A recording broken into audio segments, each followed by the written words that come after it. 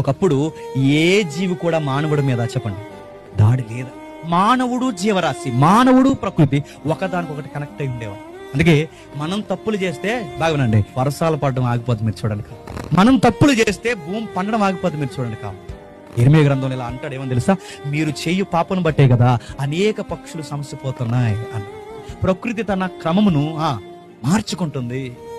మీరు చూస్తున్నారు లేదో, వర్షాకాలంలో వర్షాలు పడుతున్నాయా, ఎండాకాలంలో సరిగ్గా ఎండలు ఉంటున్నాయా, చలికాలంలో చలి ఉంటుందా? రివర్స్ జరుగుతుంది. ఎక్కడికక్కడ మీరు చూడండి, విచిత్రంగా జరుగుతుందంటే మన యొక్క చేసిన పాపాలు ప్రకృతి యొక్క నైజాన్ని మార్చేసి. అంటే ఇవన్నీ మీరు చూస్తుంటే ఏమర్థమవుతుంది? మనం ఊరకే ఏం జరగదనుకోకండి, మనతో కనెక్ట్ అయిన కొన్ని సాక్ష్యాల మధ్య మనం బతుకుతున్నామంట.